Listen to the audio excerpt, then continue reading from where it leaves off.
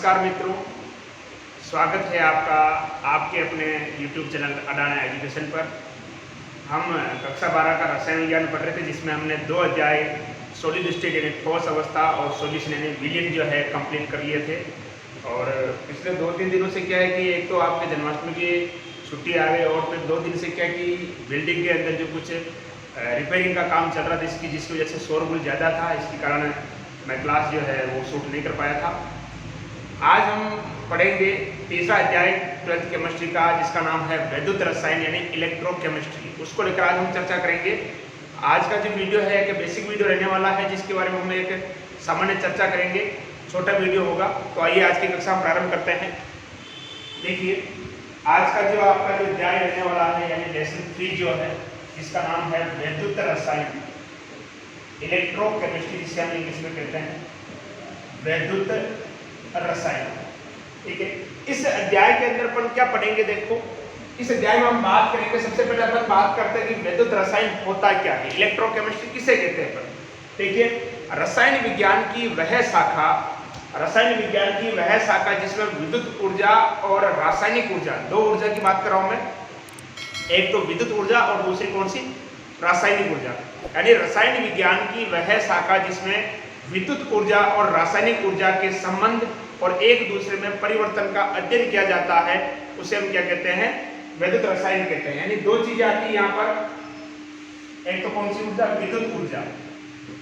विद्युत ऊर्जा और एक है रासायनिक ऊर्जा।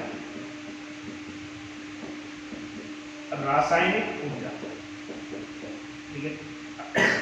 रसायन विज्ञान की वह शाखा जिसमें विद्युत ऊर्जा और रासायनिक ऊर्जा के संबंध, इनको एक दूसरे में परिवर्तन, यानी रासायनिक ऊर्जा को विद्युत ऊर्जा में कैसे बदलेंगे और विद्युत ऊर्जा को रासायनिक ऊर्जा में कैसे बदलेंगे, इसके बारे में अपन अध्ययन करेंगे। यानी रसायन विज्ञान की वह शाखा जिसमें विद्युत ऊर्जा और रासायनिक ऊर्जा का एक दूसरे में परिवर्तन और उनके संबंध का अध्ययन किया जाता है, उसे ही हम क्या कहते हैं?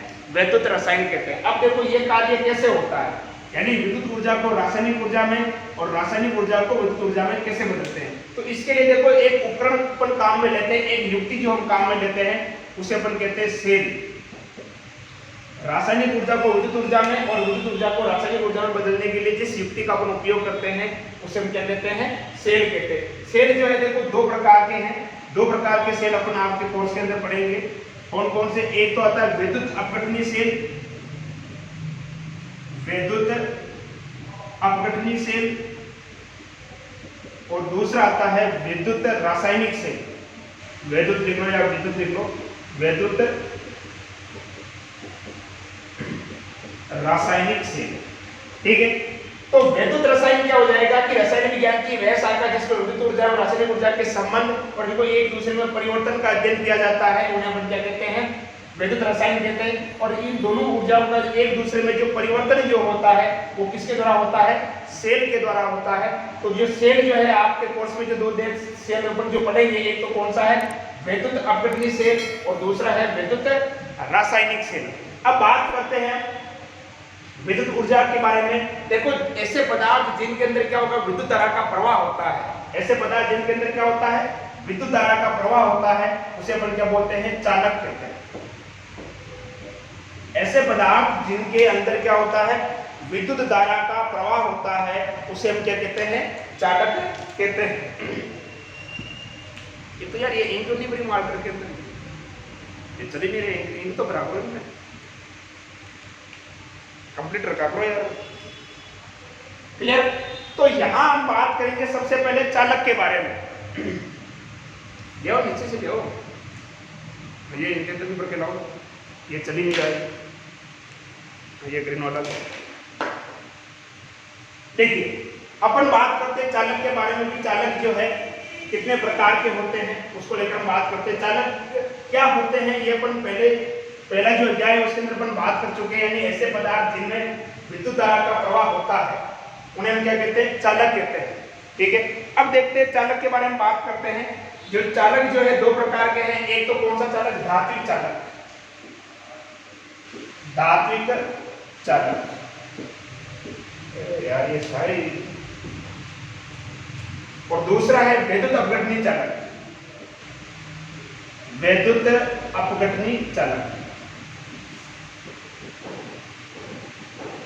वैद्युत अपघटनी चालक। दो चालक के बारे में अपन बेसिकली बात करने वाले हैं यहाँ पर। एक तो आपका धात्विक चालक और दूसरा कौन सा है, वैद्युत अपघटनी चालक। देखिए धात्विक चालक नाम से पता चल रहा है नहीं क्या होगी, धातुएं होगी। धात्विक चालक क्या होगी, धातुएं होगी।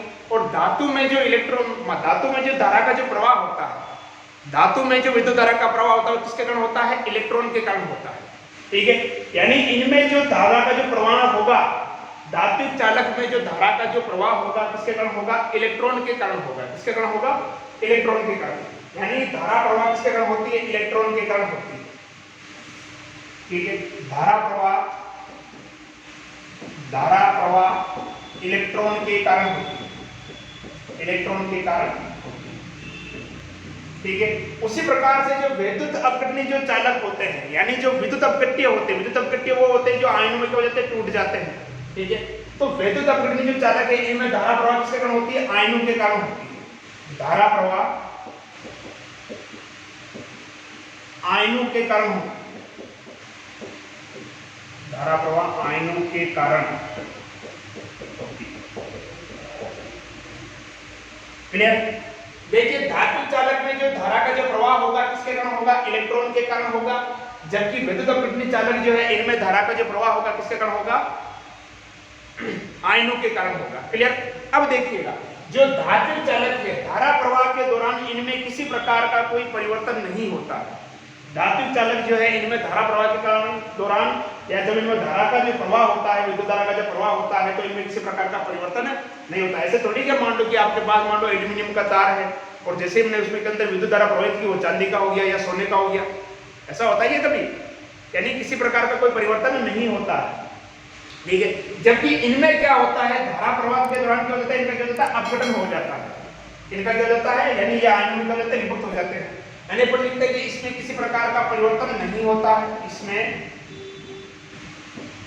किसी प्रकार का परिवर्तन नहीं होता। यानी धारा प्रवाह के दौरान जो धात्विक चालक है इनमें किसी प्रकार का परिवर्तन नहीं होता है। जबकि जो विद्युत अपघटनी चालक है जब इनमें धारा प्रवाहित की जाती है क्या हो जाता है, आयनों में क्या हो जाता है, टूट जाते हैं। इनका क्या होता है, आयनों में अपघटन हो जाता है। तो क्या लिख सकते हैं, ये आयनों में अपघटित हो जाते हैं, आयनों में अपघटित हो जाते हैं। क्लियर। तो दो अंतर अपन ने देख लिए। धात्विक चालक में क्या होगा, धारा का प्रवाह इलेक्ट्रॉन के कारण होगा, जबकि विद्युत अपघटनी चालक में क्या होगा, धारा का प्रवाह आयनों के कारण होगा। धात्विक चालक में जब अपन धारा प्रवाहित करेंगे तो इसमें किसी प्रकार का परिवर्तन नहीं होगा, जबकि विद्युत अपघटनी चालक है इनमें क्या हो जाएगा, धारा प्रवाहित करने पर क्या हो जाएंगे, आयनों में क्या हो जाते हैं, क्या हो जाएंगे, विभाजित हो जाएंगे या अपन कह सकते हैं अपघटित हो जाएंगे।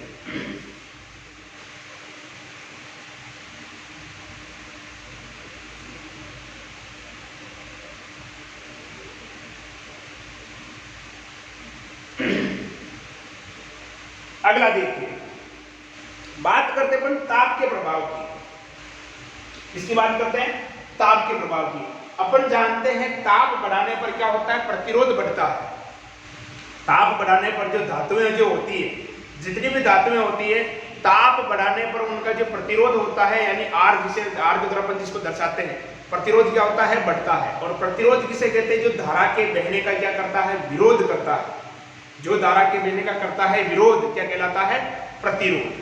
जो धारा के बहने का करता है विरोध कहलाता है प्रतिरोध। ठीक है, यानी जो धारा के बहने का विरोध करता है वो क्या कहलाता है, प्रतिरोध कहलाता है। और ताप बढ़ाने पर जो धातुएं जो होती है उनका प्रतिरोध क्या होगा, बढ़ेगा। प्रतिरोध बढ़ेगा तो धारा का मान क्या होगा, कम होगा। यानी अपन कह सकते हैं कि ताप बढ़ाने पर इनकी चालकता क्या होगी, घटेगी। क्यों? क्योंकि ताप बढ़ाने पर प्रतिरोध बढ़ेगा तो धारा का प्रवाह क्या हो जाएगा, कम हो जाएगा। तो अपन लिख सकते हैं ताप बढ़ाने पर चालकता क्या होती है, कम होती है। ताप बढ़ाने पर चालकता घटती है। चालकता क्या होती है, घटती है। ताप बढ़ाने पर चालकता क्या होगी, घटेगी। अब बात करते हैं पर विद्युत अपघटनी चालक में क्या होगा। देखो यहाँ पर जो धारा का जो प्रवाह होता है किसके कारण होता है, आयनों के कारण होता है। इसका एक अपन उदाहरण ले लेते हैं, यानी एक विद्युत अपघट्य मान लेते हैं सोडियम क्लोराइड। सोडियम क्लोराइड भी क्या है, एक विद्युत अपघट्य है। एक सामान्य एग्जाम्पल अपन लेते हैं, ठीक है, जो अपने घर में ये अपने को मिल सकता है। ठीक है। सोडियम क्लोराइड एक विद्युत अपघट्य है, ठीक है। अब आप क्या करोगे, जब इसको अपन क्या करेंगे, जल में घोलेंगे तो कैसे टूटेगा, ये Na+ और Cl- में, ठीक है। अपन जानते हैं कि सोडियम क्लोराइड एक किस प्रकार का ठोस है, आयनिक ठोस है, पहले पाठ के अंदर पढ़ चुके हैं अपन। ये किस प्रकार का ठोस है, आयनिक ठोस है। आयनिक ठोस है तो क्या होगा, ये शुद्ध अवस्था में तो क्या होगा, विद्युत का क्या होगा, कुछ अलग होगा, लेकिन गलित अवस्था में ये अपन कह सकते हैं जलीय विलयन में ये क्या हो जाता है, आयनों में टूट जाता है, इसलिए ये क्या करता है, धारा का क्या करता है, प्रवाह करता है, ठीक है। अब अपन क्या करते हैं, इसको जल के अंदर घोलते हैं तो ये टूट गया, आयनों में टूट गया, किसमें टूट गया, आयनों में। आयन बन गए तो ये आयन क्या करेंगे, धारा का चालन करेंगे। अब एक चीज बताओ कि एक तो मेरे पास ठंडा पानी है और एक मेरे पास गर्म पानी है, या मैं ये कह देता हूँ पानी को मैं गर्म करता हूँ, ठीक है। आप दो तरह का पानी ले लो, ठंडा पानी लो और गर्म पानी लो, दोनों के अंदर नमक घोलो। अब आप देखो कि किसके अंदर नमक जल्दी घुलेगा, तो आप कहोगे गुरुजी गर्म पानी के अंदर नमक जल्दी घुल रहा है, ठीक है। नमक जल्दी घुल रहा है इसका मतलब वो आयनों में जल्दी टूट गया, ठीक है। तो सीधी सी भाषा में अपन कह सकते हैं कि जब अपन ताप बढ़ाते हैं तो आयनों का वियोजन बढ़ता है। आयनों का वियोजन बढ़ेगा यानी जो आयनिक ठोस है उनका वियोजन बढ़ेगा तो आयनों की संख्या बढ़ेगी, ठीक है। ताप बढ़ाने पर अगर सोडियम क्लोराइड जल्दी घुलेगा तो आयन की संख्या बढ़ेगी, आयन की संख्या बढ़ेगी तो चालकता भी क्या होगी, बढ़ेगी। तो सीधी सी भाषा में अपन कह सकते हैं कि ताप बढ़ाने पर वियोजन की मात्रा बढ़ती है या आयनों की संख्या बढ़ती है, जिसके कारण विद्युत अपघटनी चालक की जो चालकता है वो क्या होती है, बढ़ती है। तो विद्युत अपघटनी जो चालक है ताप बढ़ाने पर इनकी चालकता क्या होगी, बढ़ेगी। ताप बढ़ाने पर इनकी चालकता क्या होगी, बढ़ेगी। तो देखो ताप बढ़ाने पर चालकता इनकी घटती है, इनकी क्या हो जाएगी, ताप बढ़ाने पर चालकता क्या होती है, बढ़ती है। ताप बढ़ाने पर चालकता क्या होती है, बढ़ती है। ताप बढ़ाने पर चालकता बढ़ती, क्लियर। अब देखो धात्विक चालक जो है इसमें जब धारा का प्रवाह होता है तो क्या पदार्थ का प्रवाह होता है, क्या आपने कभी ऐसा देखा कि मान लो दो खंबे हैं उनके बीच में तार लगा हुआ है धातु का और उसमें धारा बह रही है, तो क्या तार जा रहा है, क्या दिखता है क्या अपने को, ये जा रही है धारा, देखो ये जा रही है, ऐसा कभी दिखता है क्या, नहीं दिखता है ना। यानी इनमें पदार्थों का प्रवाह नहीं होगा, ठीक है। इसमें जो पदार्थों का जो है प्रवाह नहीं होता है, यानी कह सकते हैं पदार्थ का स्थानांतरण या पदार्थ का प्रवाह नहीं होता। आप एक बार इनको इसका स्क्रीनशॉट ले लीजिए। 3 अंतर अपन ने देखे हैं, चौथा अंतर देखें, यानी जो धात्विक चालक है इनमें पदार्थों का प्रवाह नहीं होता। इनमें क्या होगा, पदार्थ का स्थानांतरण या पदार्थ का प्रवाह नहीं होता। पदार्थ का प्रवाह लिख लो या स्थानांतरण लिख लो, नहीं होता। जबकि इसमें क्या होगा, देखो इसमें क्या होगा, इस प्रकार से ये कोई पात्र है मान लो, आगे अपन बात करेंगे इसके बारे में डिटेल में। इसमें ये जैसे मान लो अपन मैं कोई 2 इलेक्ट्रोड लगा देता हूं, ठीक है। ये एक मान लो धनावेशित इलेक्ट्रोड हो गया, ये ऋणावेशित इलेक्ट्रोड हो गया। अब मैं इसके अंदर क्या करता हूं, सोडियम क्लोराइड को घोलता हूं NaCl। ये टूटेगा, कैसे टूटेगा, Na+ और Cl- में टूटेगा। तो ये ऋणावेशित आयन है तो ये किस तरफ जाएगा, धनावेश या धनायन की तरफ जाएगा या धनावेशित इलेक्ट्रोड की तरफ जाएगा, और ये धनायन है तो ये किस तरफ जाएगा, ऋणावेशित इलेक्ट्रोड की तरफ जाएगा। तो बताओ पदार्थों का प्रवाह हो रहा है या नहीं हो रहा है। अपन सोडियम क्लोराइड को बोलेंगे तो ये आयनों में टूट जाएगा, Na+ और Cl- में टूटेगा। तो जो इलेक्ट्रोड होगा, जो सोडियम जो होगा वो ऋणावेशित इलेक्ट्रोड की तरफ जाएगा, जो क्लोराइड होगा वो किस तरफ जाएगा, धनावेशित इलेक्ट्रोड की तरफ जाएगा। यानी यहाँ पदार्थों का जो प्रवाह वो क्या हो रहा है, ठीक है। यानी आयनों का प्रवाह होता है, ठीक है। आयन जो है ये विपरीत इलेक्ट्रोड की तरफ जाते हैं, आयन जो है विपरीत इलेक्ट्रोड की तरफ, यानी जो धनायन जो होगा वो ऋणावेशित इलेक्ट्रोड की तरफ जाएगा और जो ऋणायन होगा वो धनावेशित इलेक्ट्रोड की तरफ जाएगा। यानी अपन कह सकते हैं आयनों का प्रवाह हो रहा है, यानी पदार्थ का प्रवाह हो रहा है, क्योंकि इसमें पदार्थ का प्रवाह नहीं होता। तो अपन इसमें ऐसे लिख सकते हैं, आयन विपरीत इलेक्ट्रोड की तरफ जाते हैं, विपरीत इलेक्ट्रोड, इलेक्ट्रॉन नहीं इलेक्ट्रोड, विपरीत इलेक्ट्रोड की तरफ, विपरीत इलेक्ट्रोड की तरफ गमन करते हैं या जाते हैं, कुछ भी लिख लो, गमन करते हैं, विपरीत इलेक्ट्रोड की तरफ गमन करते हैं। आयन जो है विपरीत इलेक्ट्रोड की तरफ जाते हैं, विपरीत इलेक्ट्रोड की तरफ गमन करते हैं। यानी कुल मिला के अपन कह सकते हैं इनमें धारा का प्रवाह जब होगा तो इसमें पदार्थ का प्रवाह नहीं होता है, जबकि इसमें पदार्थ का प्रवाह होता है। क्लियर। पांचवा जो अंतर है, धात्विक चालक जो ये ओम के नियम का पालन करते हैं, ओम के नियम का पालन करते हैं, ओम के नियम का पालन करते हैं। जबकि जो विद्युत अपघटनी चालक है ये किसके नियम का पालन करते हैं, ये फैराडे के नियम का पालन करते हैं, फैराडे के नियम का पालन करते हैं, नियम का पालन करते हैं। आप कहोगे गुरुजी ये क्या होता है, ओम का नियम क्या होता है, फैराडे का नियम क्या होता है, तो मैं कहूंगा नहीं बताऊंगा। क्यों नहीं बताऊंगा, क्योंकि आगे अपन डिटेल में पढ़ने वाले हैं, वहां अपन पूरा का पूरा नियम पढ़ेंगे तो वहां पर इसके बारे में चर्चा करेंगे ना। अभी तो आप इतना सा ध्यान रखो कि ये विद्युत अपघटनी चालक जो है ये फैराडे के नियम का पालन करेंगे, जबकि जो धात्विक चालक है ये ओम के नियम का पालन करेंगे। क्लियर। तो ये अपन ने बात कर ली जो आपके कोर्स के अंदर दे रखा है चालक के बारे में। ठीक है, चालक दो प्रकार के हो गए, एक तो धात्विक चालक हो गया, एक हो गया विद्युत अपघटनी चालक। दोनों में क्या अंतर है ये अपन ने बात कर ली और कैसे ये काम करते हुए अपन ने देख लिया। क्लियर। अब अपन बात करते हैं आपके जो कोर्स में जो दे रखा है विद्युत अपघटनी के चालक के बारे में, कि विद्युत अपघटनी चालक के अंदर जो पदार्थ जो होते हैं, ऐसे पदार्थ जो धारा का प्रवाह करते हैं और धारा प्रवाहित करने पर उनका क्या हो जाता है, अपघटन हो जाता है, उन्हें अपन क्या बोलते हैं, विद्युत अपघट्य कहते हैं। ठीक है, तो विद्युत अपघटनी चालक कौन से पदार्थ होंगे, विद्युत अपघटनी चालक वो पदार्थ होंगे जो क्या होंगे, विद्युत अपघट्य होंगे या विद्युत अपघट्य कहलाते हैं। विद्युत अपघट्य 11th के अंदर पढ़ चुके हो आप।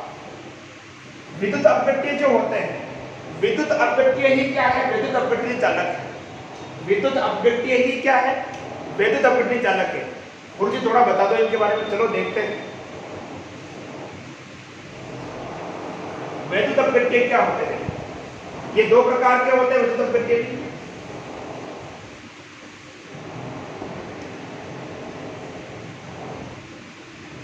विद्युत अपघट्य लिख लो या विद्युत अपघट्य लिख लो, अपघट्य नाम से पता चल रहा है कि विद्युत अपघट्य यानी धारा प्रवाहित करने पर, विद्युत प्रवाहित करने पर जिनका अपघटन हो जाता है, विद्युत प्रवाहित करने पर जिनका क्या हो जाता है, अपघटन हो जाता है, उसे अपन क्या कहेंगे, विद्युत अपघट्य कहेंगे। एक सीधी परिभाषा भी आपको बताऊंगा, घबराओ मत।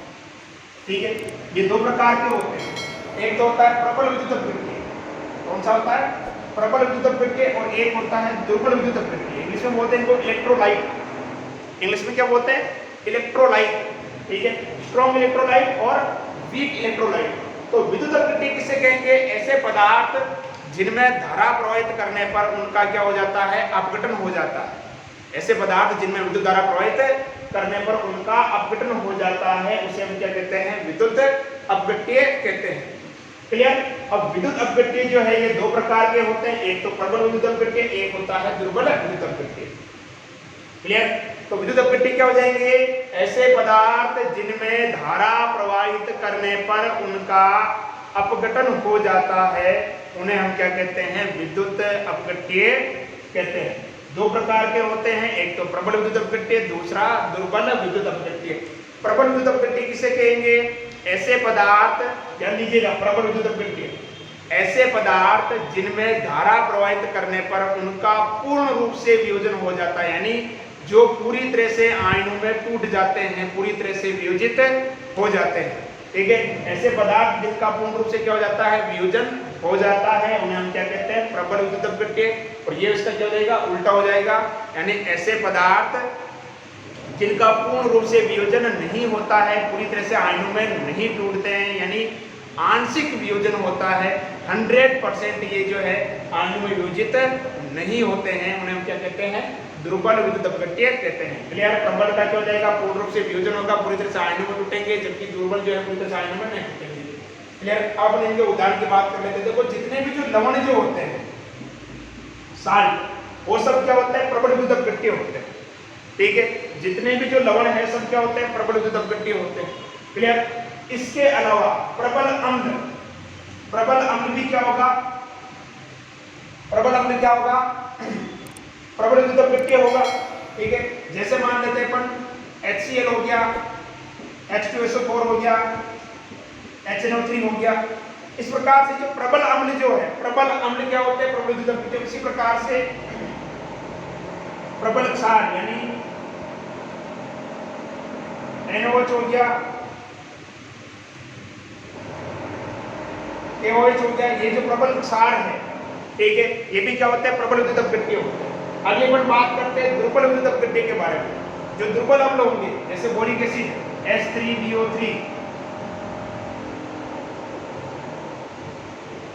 एसिटिक अम्ल CH3COOH, क्षार की बात करें तो ammonium hydroxide NH4OH, ammonium hydroxide, ठीक है। तो ये इस प्रकार से जो दुर्बल क्षार है, ठीक है, दुर्बल क्षार दुर्बल विद्युत अपघट्य होंगे, प्रबल क्षार प्रबल विद्युत अपघट्य होंगे। उसी प्रकार प्रबल अम्ल और दुर्बल क्षार या दुर्बल अम्ल और प्रबल क्षार से बने लवण, यानी लवण किसी भी प्रकार का हो, ठीक है, लवण हमेशा क्या होगा, प्रबल विद्युत अपघट्य होगा। जबकि प्रबल अम्ल और प्रबल क्षार क्या होंगे, प्रबल विद्युत अपघट्य होंगे। और दुर्बल अम्ल और दुर्बल क्षार क्या होंगे, दुर्बल विद्युत अपघट्य होंगे। क्लियर। तो ये उदाहरण आपकी किताब के अंदर और भी दे करके आप वहां से आप नोट कर लेना। बहुत सारे उदाहरण हो सकते हैं दुर्बल अम्ल और दुर्बल क्षार के। क्लियर। तो ये बात की अपन ने विद्युत अपघट्य के बारे में। विद्युत अपघट्य क्या हो जाएगा, ऐसा पदार्थ या ऐसे पदार्थ जिनमें धारा प्रवाहित करने पर उनका वियोजन हो जाता है या जो आयन में क्या हो जाते हैं, अपघटित हो जाते हैं, उन्हें क्या बोलते हैं, विद्युत अपघट्य कहते हैं। ठीक है। ये सरसराट की आवाज आपको सुनाई दे रही होगी, इसीलिए जब मैं क्लास नहीं ले रहा था क्योंकि देखो डिस्टर्बेंस बहुत ज्यादा हो रहा है।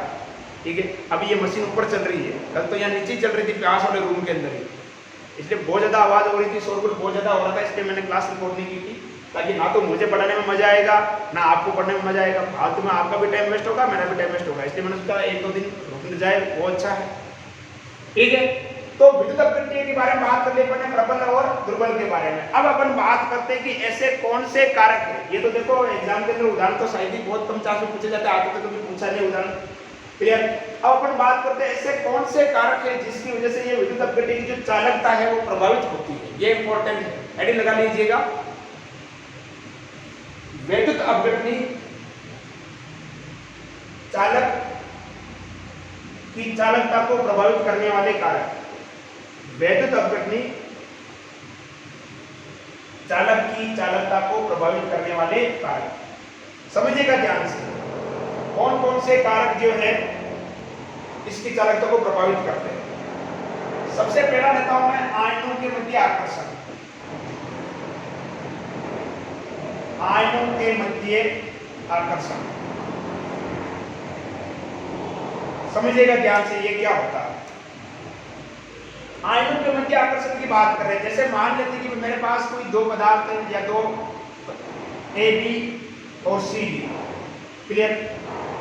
अभी ये बिल्कुल शुद्ध ठोस अवस्था में है। ठीक है।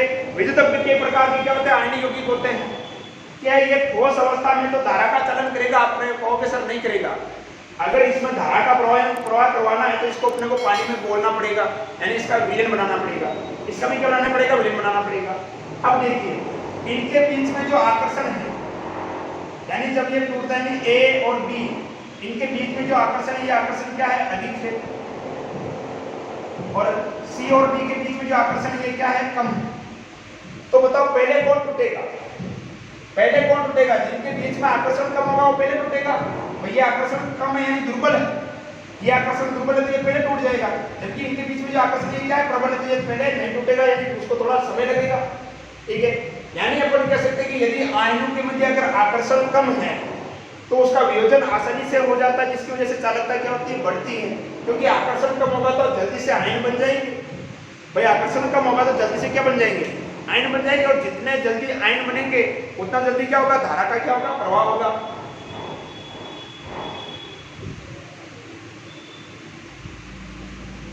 क्लियर। तो आयनों के मध्य आकर्षण, यदि इनके मध्य आकर्षण अधिक है तो ये आयन दूर दूर नहीं होंगे। जब तक ये अलग नहीं होंगे तब तक धारा का प्रवाह होगा क्या, नहीं होगा। धारा का प्रवाह होने के लिए इन दोनों को क्या होना पड़ेगा, अलग होना पड़ेगा, अलग होना ही पड़ेगा। क्लियर। और ये जल्दी से फटाक से अलग हो जाते हैं तो धारा का प्रवाह करेंगे। क्लियर। यानी अपन कह सकते हैं कि आयनों के मध्य अगर आकर्षण अधिक है तो धारा का प्रवाह क्या होगा, कम होगा। और यदि आकर्षण कम है तो धारा का प्रवाह अधिक होगा।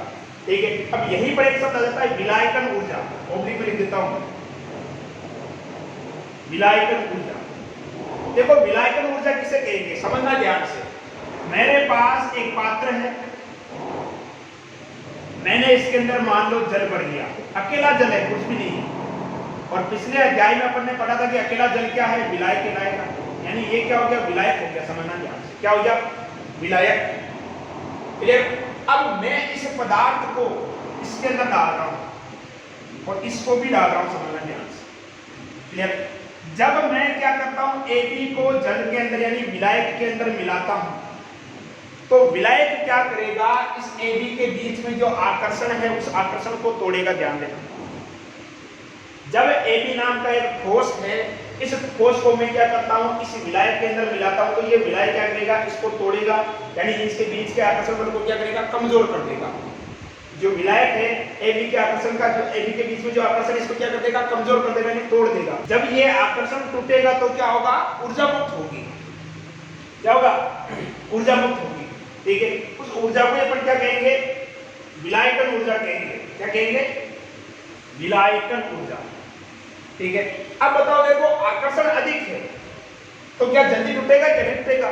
जितना जल्दी टूटेगा उतनी ज्यादा ऊर्जा मुक्त होगी, और जितना धीरे टूटेगा उतनी कम ऊर्जा मुक्त होगी। अपन कह सकते हैं कि सर यदि इसका मतलब तो ये हुआ कि ये जो आयन है, अगर इनके मध्य अगर आकर्षण ज्यादा है, आकर्षण ज्यादा है तो ये जल्दी नहीं टूटेंगे, जल्दी नहीं टूटेंगे तो ऊर्जा भी कम निकलेगी। बिल्कुल सही बात है। और यदि आकर्षण कम है, आकर्षण कम है तो जल्दी टूटेंगे, जल्दी टूटेंगे तो ऊर्जा भी क्या निकलेगी, ज्यादा निकलेगी। अपन यानी अपन कह सकते हैं कि आपसे मैं पूछूं कि A, B और C, D में से किसकी विलायकन ऊर्जा ज्यादा होगी, तो आप कहोगे सर इनमें आकर्षण अधिक है तो ये जल्दी नहीं टूटेंगे, तो ऊर्जा भी कम निकलेगी, यानी इसकी विलायकन ऊर्जा कम होगी। और इनके बीच में आकर्षण कम है तो ये जल्दी टूटेंगे, जल्दी टूटेंगे तो ऊर्जा भी ज्यादा निकलेगी, ऊर्जा ज्यादा निकलेगी, यानी विलायकन ऊर्जा भी क्या होगी, ज्यादा होगी। और यदि विलायक के रूप में, यहाँ अगर अपन विलायक के रूप में अगर मैं क्या ले लेता हूँ, जल लेता हूँ, तो उसी ऊर्जा का नाम, विलायकन ऊर्जा का नाम क्या हो जाएगा, जल योजन ऊर्जा। यदि विलायक के रूप में किसका उपयोग किया जाए, जल का उपयोग किया जाए, तो मुक्त होने वाली ऊर्जा को अपन क्या बोलेंगे, जल योजन ऊर्जा कहेंगे। यानी जल योजन ऊर्जा का मान जितना अधिक होगा, धारा का मान भी क्या होगा, उतना ही अधिक होगा। क्लियर। तो पहला जो कारक जो अपन ने पढ़ा, प्रभावित करने वाला कारक वो क्या है, आयनों के मध्य आकर्षण। क्लियर। दूसरे कारक की बात करते हैं, दूसरा प्रभावित करने वाला कारक कौन सा, दूसरा है आयनों का विलायकीयन। दूसरा जो कारक है वो है आयनों का विलायकीयन।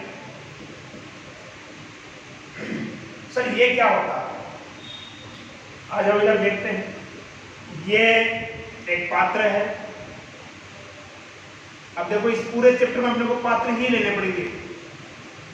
इसके अंदर कोई विलायक भर रखा है और मान लो कि मैं इसके अंदर NaCl को घोलता हूं। ठीक है। अब क्या होता है कि यदि ये विलायक जो है, अगर ये क्या करेगा, इस सोडियम क्लोराइड के साथ मान लो क्रिया कर लेता है, समझना ध्यान से, एक बात समझ लो। ठीक है। अगर मान लो विलायक जो है क्या करेगा, जैसे ये इसको अपन बोलेंगे, ये ऐसे टूटेगा, कैसे टूटेगा, Na+ और Cl- में टूटेगा जब इसको अपन इसके अंदर बोलेंगे। अब जब ये विलायक यदि क्या करेगा, इनके साथ क्रिया करेगा, तो क्या होगा, इनके चारों तरफ क्या होगा, एक विलायक की क्या बन जाएगी, एक परत बन जाएगी। इस तरह से क्या बन जाएगी, परत। इसको ही अपन बोलते हैं आयनों का विलायकीयन। जब आयन क्या करेगा, अगर किसी विलायक के साथ क्रिया करेगा, यानी आयन और विलायक के मध्य यदि कोई अंत्य क्रिया होगी, तो क्या होगा, आयनों के चारों तरफ क्या बन जाएगी, एक विलायक की क्या बन जाएगी, परत बन जाएगी। और विलायक की परत बनने के कारण आयन क्या हो जाएंगे, भारी हो जाएंगे। क्या हो जाएंगे, भारी हो जाएंगे, क्योंकि चारों तरफ परत बन गई, कि चिपक गया ना। जो विलायक है ये आयन के चारों तरफ चिपक गया, चिपकने की वजह से आयन का क्या बन गया, वजन बढ़ गया। ठीक है। अब देखो अपन जानते हैं कि आयनों का प्रवाह होना जरूरी है, आयनों का प्रवाह होना जरूरी है। अब आयन भारी हो गए तो अब बताओ, हल्की चीज ज्यादा प्रभावित होती है, भारी चीज ज्यादा प्रभावित होती है? आप खुद सोचो, हल्की चीज ज्यादा प्रभावित होती है, भारी चीज ज्यादा प्रभावित होती है? तो आप कहोगे सर हल्की चीज का प्रभाव ज्यादा होगा। तो यहाँ क्या हो रहा है, देखो ये जो आयन है, आयन के चारों तरफ क्या होगी, विलायक की एक परत बन गई, यानी विलायक चिपक गया, तो आयन क्या हो गए, भारी हो गए। आयन भारी होने का इनका प्रवाह नहीं होगा, या प्रवाह कम होगा। प्रवाह कम होगा तो धारा का प्रवाह क्या हो जाएगा, कम हो जाएगा। यानी अपन कह सकते हैं कि यदि आयन विलायक के साथ क्रिया करते हैं तो आयन भारी हो जाते हैं। भारी होने के कारण उनका प्रवाह जो है क्या हो जाता है, कम हो जाता है, जिसके कारण चालकता क्या होती है, घटती है। जिसके कारण चालकता क्या होती है, घटती है। क्लियर? तो ये हो गया दूसरा टॉपिक आपका आयनों का विलायकीय। क्लियर? अगली बात करते हैं।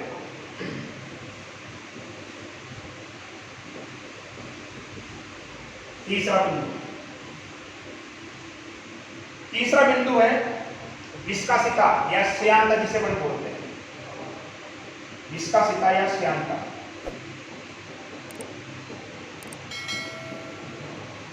अब देखो, आप जानते हो कि दो विलयन है आपके पास, मान ले दो विलयन लेते हैं ए और बी। मैं कहता हूं इसकी श्यानता अधिक है, इसकी श्यानता कम है। ठीक है? जिस प्रकार से हमने बात की प्रतिरोध के बारे में, प्रतिरोध क्या होता है, जो धारा के बहने का विरोध करता है उसे क्या कहते हैं, प्रतिरोध कहते हैं। ठीक है? और श्यानता क्या कहलाती है, जो द्रव के बहने का विरोध करता है उसे क्या कहते हैं, अपन श्यानता कहते हैं। क्लियर? द्रव का वह गुण जो उसके बहने का विरोध करता है, द्रव का वह गुण जो उसके बहने का क्या करता है, विरोध करता है, उसे क्या कहते हैं, श्यानता कहते हैं। अब देखो, बी की श्यानता अधिक है, सॉरी ए की श्यानता अधिक है, बी की श्यानता कम है। ठीक है? यानी जो द्रव आपके पास है, दो द्रव है ए और बी, उसमें से ए की श्यानता अधिक है, बी की श्यानता कम है। श्यानता किसे कहेंगे, द्रव के बहने का जो विरोध करेगा उसे क्या कहेंगे, श्यानता। अब आपसे पूछा जाए कि कौन सा द्रव ज्यादा बहेगा, तो आप कहोगे सर द्रव के बहने का जो विरोध करता है उसे श्यानता कहते हैं। इस हिसाब से अगर इसकी श्यानता ज्यादा है तो ये द्रव कम बहेगा, और इसकी श्यानता कम है तो ये द्रव अधिक बहेगा। अब समझना ध्यान से। ठीक है? कोई भी आयन है, वो विलयन के अंदर आयन है। क्लियर? तो जो आयन होते हैं वो विपरीत इलेक्ट्रोड की तरफ जाते हैं। जो धनायन जो होगा वो ऋणांशित इलेक्ट्रोड की तरफ जाएगा, और जो ऋणायन जो होगा वो धनांशित इलेक्ट्रोड की तरफ जाएगा। जब आयन जो है, जब ये विपरीत इलेक्ट्रोड की तरफ जाते हैं, समझना ध्यान से, जब आयन विपरीत इलेक्ट्रोड की तरफ जाते हैं तो क्या ये पानी में तैर के जाएंगे, क्या नहीं जाएंगे ना। विलयन के अंदर तैर के थोड़ी जाएंगे, ऐसा तो नहीं कि इनके मतलब कुछ लगे हुए चीजें तैर के जाएंगे। ये जाएंगे किस आधार पर जाएंगे, उस विलयन की प्रकृति पर निर्भर करेगा कि उस विलयन की श्यानता ज्यादा, यानी विलयन का प्रवाह कम हो रहा है, और विलयन की श्यानता कम है तो विलयन का प्रवाह अच्छा हो रहा है। ठीक है? तो आप बताओ, आप खुद सोचो कि आयन का प्रवाह किसमें अच्छा होगा भाई, इसका अंदर, यानी इसका, इस विलयन का प्रवाह कम हो रहा है तो आयन का प्रवाह भी कम होगा। इस विलयन का प्रवाह ज्यादा हो रहा है तो आयन का प्रवाह भी क्या होगा, ज्यादा होगा। यानी अगर श्यानता कम होगी तो प्रवाह ज्यादा होगा, और श्यानता अधिक होगी तो प्रवाह कम होगा। अगर प्रवाह कम होगा तो आयनों का प्रवाह भी कम होगा, और जब आयनों का प्रवाह कम होगा तो चालकता क्या होगी, कम होगी। तो सीधी सी बात है, अगर श्यानता बढ़ेगी चालकता घटेगी, श्यानता बढ़ेगी चालकता क्या होगी, घटेगी। ठीक है? क्योंकि श्यानता बढ़ने से जो आयन है उनका प्रवाह कम हो जाएगा, आयन का प्रवाह कम हो जाएगा तो चालकता अपने आप क्या हो जाएगी, घट जाएगी। क्लियर? कंप्लीट। आगे बढ़ते हैं। अगला आता है सांद्रता। अगला जो कारक आता है सांद्रता। ठीक है? अब मेरे पास दो पात्र लेता हूं मैं, और गुरुजी पात्र बहुत ले रहे होते तो कोई समझने के लिए जरूरी है। दो पात्र ले लिए मैंने, वही अपना तरीका, ए और बी। क्लियर? इसमें भी जल भर लिया कितना, 1 लीटर, इसमें भी जल भर लिया कितना, 1 लीटर। ठीक है? इसके अंदर मैंने नमक डाल दिया कितना, 800 ग्राम सोडियम क्लोराइड डाल दिया। क्लियर? और इसके अंदर मैंने डाल दिया मान लो 100 ग्राम सोडियम क्लोराइड डाल दिया, मात्र 100 ग्राम। अब तुम्हें कहा जाए कि गाढ़ा विलयन कौन सा है, आप कहोगे सर ये विलयन गाढ़ा हो जाएगा, यानी ये कौन सा विलयन हो गया, सांद्री विलयन हो गया, और ये पतला है तो ये कैसा हो गया, तनु विलयन हो गया। अब धारा प्रवाहित करो। अब तुम्हें कहा जाए कि आयन ज्यादा फ्री किसके अंदर है, बताओ क्या ये 800 ग्राम नमक पूरी तरह से इसके अंदर घुलेगा, आप कहोगे सर नहीं घुलेगा। 800 ग्राम नमक पूरी तरह से 1 लीटर जल के अंदर नहीं घुलेगा, जबकि 100 ग्राम नमक पूरी तरह से 1 लीटर जल के अंदर घुल जाएगा, यानी तनु विलयन। और ये कौन सा विलयन है, सांद्र विलयन। ठीक है। अगर मुझे इस नमक को पूरी तरह से घोलना है तो मैं क्या करूंगा, इसके अंदर पानी मिलाऊंगा। क्या मिलाऊंगा? पानी मिला रहा है, क्या बढ़ रही है, विलयन कैसा हो रहा है, तनु हो रहा है, तनुता बढ़ रही है। पानी मिलाने से विलयन क्या हो रहा है, तनु हो रहा है, यानी तनुता बढ़ रही है। और जब तनुता बढ़ेगी, ध्यान देना, तनुता बढ़ेगी तो सांद्रता क्या होगी, घटेगी। तनुता बढ़ेगी तो सांद्रता क्या होगी, घटेगी। ठीक है, क्लियर? तनुता बढ़ेगी, सांद्रता क्या होगी, घटेगी। अब देखते हैं ये विलयन भी क्या हो गया, तनु हो गया, यानी इसके अंदर आयन क्या हो गया, फ्री हो गया आराम से। आयन क्या हो गया, फ्री हो गए। आयन फ्री होंगे तो उनका वियोजन भी क्या हो जाएगा, ज्यादा हो जाएगा। ठीक है, अब तो पहले तो विलयन क्या था, गाढ़ा था, तो नमक पूरी तरह से घुल नहीं रहा था। विलयन गाढ़ा होने की वजह से नमक पूरी तरह से नहीं घुल पा रहा था। ठीक है, नमक पूरी तरह से नहीं घुल रहा था तो आयन कम थे। अब अपन ने इसके अंदर पानी मिलाया तो विलयन क्या हो गया, पतला हो गया, यानी तनु हो गया। तनु होने से नमक आसानी से घुलेगा। नमक घुलेगा तो आयन क्या होंगे, आयन क्या होंगे, बढ़ेंगे। आयन बढ़ेंगे तो चालकता क्या होगी, बढ़ेगी। आयन बढ़ेंगे तो चालकता बढ़ेगी। क्लियर? यानी तनुता बढ़ाने पर चालकता क्या होगी, बढ़ेगी, और सांद्रता बढ़ाने पर चालकता क्या होगी, घटेगी। क्लियर? यानी अगर किसी विलयन की सांद्रता ज्यादा है, यानी विलयन सांद्र है, तो उसकी चालकता कम होती है। और तनुता बढ़ाने पर आयनों का वियोजन बढ़ता है। तनुता बढ़ाने पर आयनों का वियोजन बढ़ता है, यानी आयन जल्दी जल्दी टूटते हैं, इसके कारण चालकता क्या होती है, बढ़ती है। क्लियर? तो ये हो गया तनुता का प्रभाव। अगले अपन बात करते हैं ताप के प्रभाव के बारे में। पहले पर बात कर चुके अपन ताप के प्रभाव के बारे में। ताप का प्रभाव, ताप का प्रभाव देखो इधर, भाई विद्युत अपघट्य है, धारा का प्रवाह कब होगा, जब ये आयनों में टूटेंगे। ठीक है, आपके पास जल है, उसके अंदर आपने नमक घोला, फिर आपने उसको गर्म किया। गर्म करने से नमक क्या हुआ, जल्दी घुला।